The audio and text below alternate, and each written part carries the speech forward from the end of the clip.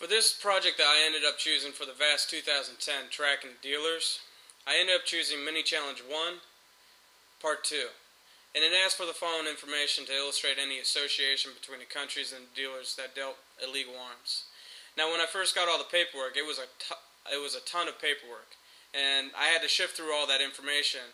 And quite simply put, a lot of us in class, we just seemed like going crazy just for the hell of it. But as soon as I started working with the documents, I ended up understanding what I needed to do. And alright, so once I gathered up all the materials and I took a look at all the documents, the main document that I ended up choosing, which I think was the perfect one to go with, at least just trying to get all the information, was the U.S. government intelligence reports. By going through this document, I was able to collect all the information that I needed, whether it be the target, the city, the country, the date. The time wasn't really necessary. The activity, that was basically any information that we had about that individual, and the source target. Now, I also have association type. Now, that's going to be the actual link between the target and the source target. So, whether that person is, okay, they had a meeting at so place, or the flight, it was a cargo ship, whatever. That way, whenever I import it in I2, it's going to actually show why they're connected, instead of you're just going to have a black line. So once I ended up doing all that, my next stage of the process was to put it in I2, as I will just demonstrate now. Alright, so once I got all the information imported in I2, and I went through all the steps, my main concern was making sure that when I got to the association chart, or whichever design I wanted to choose, I chose the advanced version. Because I needed to add more different entities into this, so that way whenever I actually went through this, it would actually demonstrate, okay, who's from where, what date this occurred on, what city, target, and the target source. So when I went through this, I added the target, the city, the country, the date, and the source target. Now, when I was creating these lines, all of them are generally about the same wording almost, except, okay, one's displaying city, country, and date. However, the one between the target and the source target, this is where I came in and stated that the association type, that's where I would put that. That way you can tell, okay, this target 1 is associated with a source target because of so-and-so reason. Now, you may notice that you're going to get some question mark or some exclamation parts next to the city and the country. The reason why you're going to get that is because not all the records are filled out for this.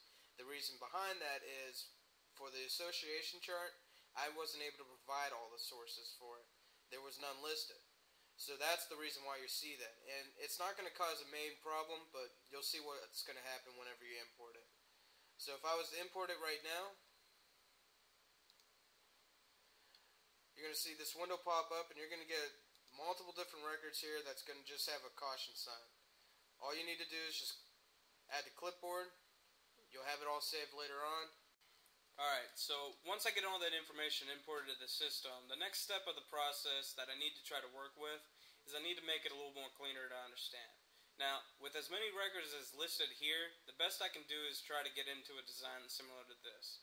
By following one like this, I can zoom in and I can actually take a look at certain individuals and find out who are they associated with, why are they associated with a certain person, what date their association might have occurred on, and then go off of that information. Now, one of the other key aspects that were being asked was, okay, what are the associations between countries? Okay, so the next stage of the process would have been to just kind of import all the information and maybe just look at the target and the countries. So that's what I did, and that's what I ended up getting right here. Okay, so what I ended up doing was I imported all the information I could on the actual cities, the countries, and also the individuals that are actually in those cities. So basically, going off of my Excel spreadsheet, I took the target, the city, and the country. I didn't take any time, I didn't take any associated target or any other item like that, because I just wanted to see, okay, I wanted to see the countries and who's associated with them. That's easy for me to understand, because if I end up having to find out, I need to look at one city and who was in that one city, so that way I could find out who's doing the drug dealing in that city. I've got information right here. So if I was to take a country like Pakistan, I could view in on some of these sources, and for all these lists, the actual country is going to be listed as the top of this kind of like weird looking straight line that's pointing up. But if I took a look and I just moused over the middle section right here, there's actually a city right here. It's represented by a building. And I can find out, okay, well, that's Lahore. I've got one person associated with that, which is this individual right here. Now, okay, well, I want to know who's in Karachi.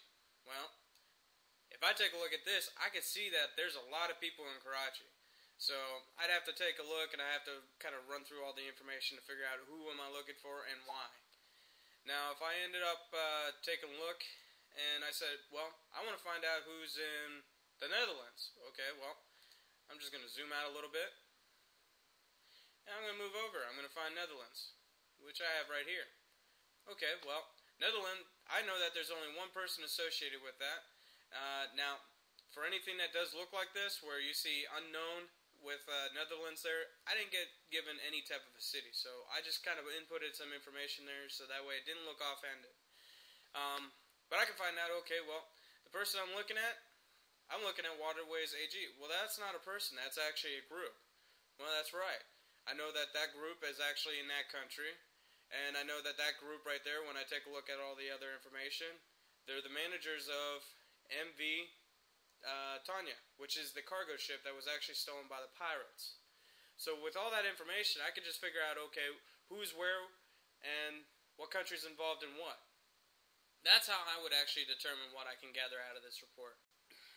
Now, if I end up just switching back to the original form, I'm going to end up getting this chart right here. And this may still look like a lot of information, but just going off of all this information, I could actually just zoom in and find different parts of the individuals I want to find. Or, hell, if I wanted to, I'll just take the Excel spreadsheet and just kind of sort it, get rid of some extra information if I didn't need it. If I just want to search for one person, I can just use that.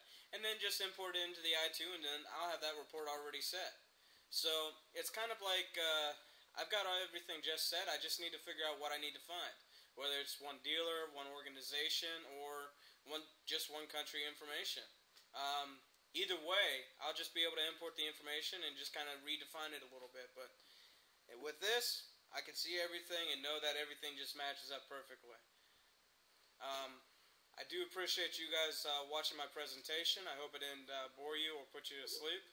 And if any of this information helped you out, at least that's some success. Alright, well, thank you very much for watching my presentation.